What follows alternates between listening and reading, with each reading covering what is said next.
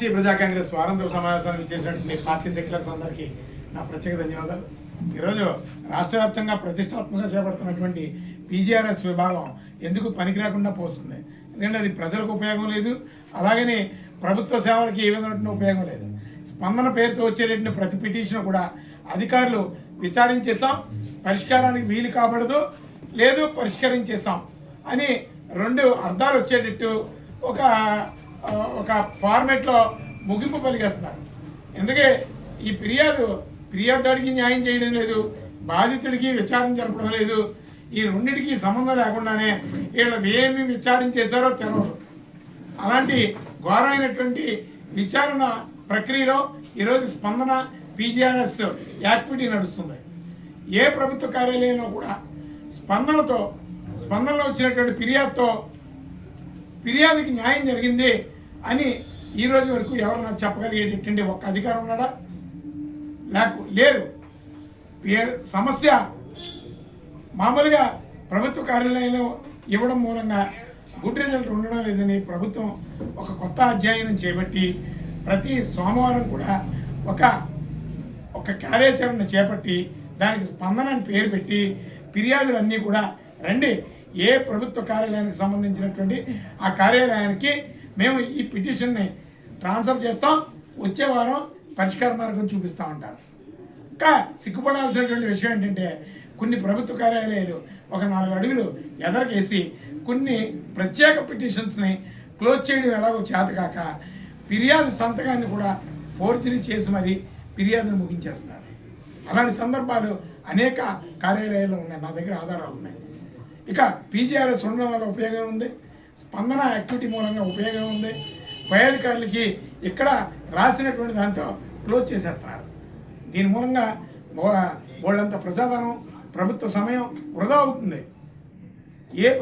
ఏ ప్రభుత్వ కార్యాలయంలో కూడా స్పందన మూలంగా మేలు జరిగిందని చెప్పడానికి అవకాశం లేకుండా పోతుంది. ఫర్ ఎగ్జాంపుల్ ఈ పోలీసు డిపార్ట్మెంట్లో ఉన్నటువంటి విభాగాలు కావచ్చు, అలాగే రెవెన్యూ విభాగాలు కావచ్చు, ఈ రెండు మరింత ఘోరమైనటువంటి పద్ధతులను అవలంబిస్తూ వాళ్ళ స్వార్థ ప్రయోజనాలకే ఆ స్పందన కార్యక్రమాన్ని వాళ్ళకు అనుకూలంగా మలుచుకుంటారు.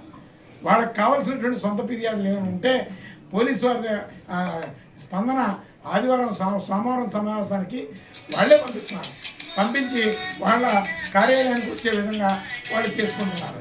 ఇక ఆ విధమైనటువంటి పిటిషన్స్ మాత్రమే న్యాయం చేస్తున్నారు.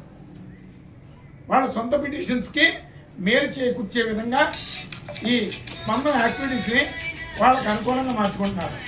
ఇలాంటివన్నీ కూడా చాలా ప్రమాదకరమైనటువంటి పరిస్థితులుగా మారుతున్నాయి. ఇక ప్రభుత్వ వ్యవస్థల మీద ఫిర్యాదుదారులకి నమ్మకం పోయేటటువంటి పరిస్థితులు రాకుండా ప్రభుత్వం వెంటనే చర్యలు చేపట్టాలి.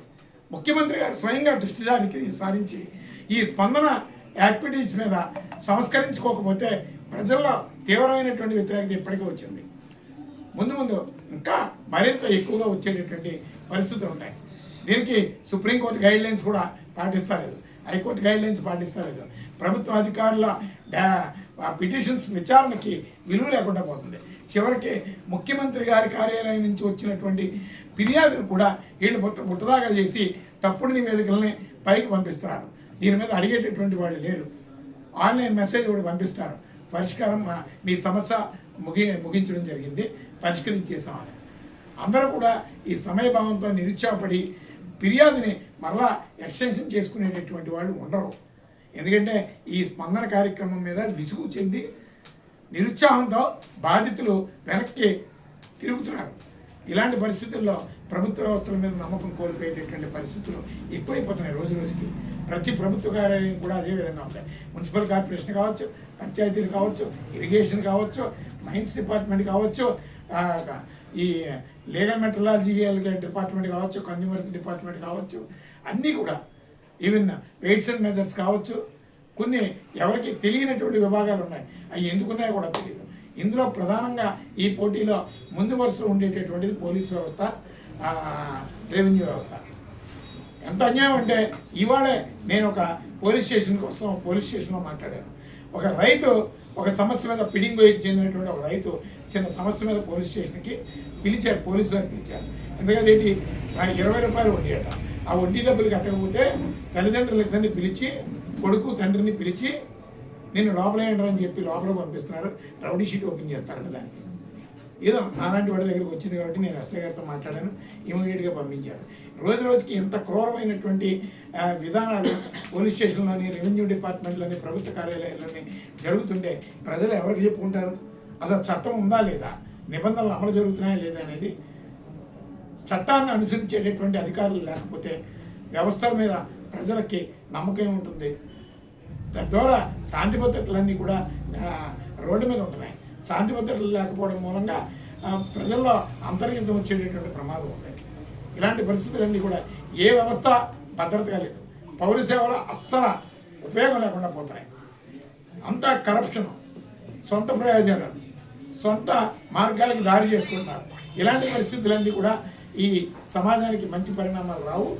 ఈ సమాజాన్ని ఒక మంచి మెరుగైనటువంటి ఒక ప్రక్షాళన మార్గంలో ప్రభుత్వ అధికారులు దృష్టి సారించకపోతే ఈ సమాజం అంతా కూడా కుళ్ళిపోయి భ్రష్టు పట్టిపోతుంది.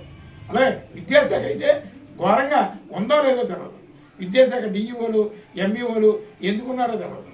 హెల్త్ డిపార్ట్మెంట్ ఎందుకుందో తెలియదు. డిఎంఎన్హెచ్ఓ డిపార్ట్మెంట్ అసలు ఉందో లేదో తెలియదు. వాళ్ళు నెలకి తాయితీగా జీతాలు తీసుకుంటున్నారు. కొన్ని డిపార్ట్మెంట్లు అన్నీ అలాగే ఉన్నాయి, అన్ని డిపార్ట్మెంట్లు ఆల్మోస్ట్. కానీ ప్రభుత్వ సేవలను మెరుగుపరుచుకునే విధంగా ప్రభుత్వం దృష్టి సారించకపోతే దీని మీద చాలా ప్రమాదకరమైన పరిస్థితులు ఉత్పన్నం అవుతాయని ఈ సందర్భంగా తెలియజేస్తాం. అలాగే ప్రభుత్వం ఈ మధ్యకాలంలో రహస్యంగా ఒక తప్పుడు పని చేసింది. రెవెన్యూ విభాగంలో ఏ రికార్డు అయినా 5 డిపార్ట్మెంట్లో అందుబాటులో ఉండేది. లోకల్గా తహసీల్దారు తప్పుడు విధానాలు ఏమైనా అవలంబిస్తే దాన్ని జిల్లా కలెక్టర్ ఆఫీస్లో రికార్డ్ రూమ్లో అప్లై చేస్తే అక్కడ ఒక జెన్యూన్ రికార్డు వచ్చింది. లేదు అంటే ల్యాండ్స్ అండ్ సిల్వర్ డిపార్ట్మెంట్, అలాగే CCLEI land commissioner, chief commissioner, ఇలాగా 5 డిపార్ట్మెంట్ల దగ్గర ఎందుకంటే ఇది బ్రిటిష్ వ్యవస్థకు ముందు అవలంబించినటువంటిది.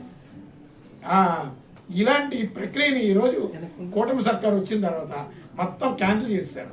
క్యాన్సిల్ చేసి మొత్తం అంతా జిల్లా కలెక్టర్ ఆఫీస్లో, ఇప్పుడు దొంగకి చేతికి తాళాలు ఇచ్చినట్టుంటుంది. జిల్లా కలెక్టర్ ఆఫీస్లోనే మొత్తం అక్రమాలన్నీ జరుగుతున్నాయి. తహసీల్దార్ ఆఫీస్లోనే అన్ని తప్పులు జరుగుతున్నాయి. ఆ తప్పులకి వాళ్ళు కరెక్ట్గా మళ్ళా వాళ్ళకు అనుకూలంగా రికార్డుని తయారు చేసుకుంటారు. అలాంటప్పుడు రెవెన్యూ విభాగాన్ని మీరు ఎందుకు ఇవన్నీ కూడా ఒకే జిల్లా కలెక్టర్ ఆఫీస్కి ట్రాన్స్ఫర్ చేయాల్సినటువంటి అవసరం ఉంది? పూర్వం రికార్డుల్ని ఎందుకు పొల్యూట్ చేశారు? ఇవన్నిటికి కూడా సమాధానం చెప్పడానికి ప్రభుత్వం సిద్ధంగా లేదు.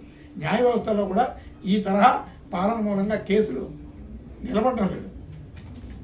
పూర్వం రికార్డుల్లో ఒకలా ఉంటాయి, ఇప్పుడున్నటువంటి రికార్డుల్లో ఒకలా ఉంటాయి. ఆ ల్యాండ్ లార్డ్కి రక్షణ లేదు. అసలు ఏ రికార్డు ఎప్పుడు ట్యాంపరింగ్ జరుగుతుందో తెలుస్తలేదు. అందుకని ఇవన్నీ కూడా మార్చుకోవాల్సిన అవసరం ఉంది. ఎన్నిటి మీద ప్రజాప్రతినిధులు దృష్టి సారించాలి. ఏ ప్రజాప్రతినిధికి చీమ కుట్టినట్టు కూడా లేదు.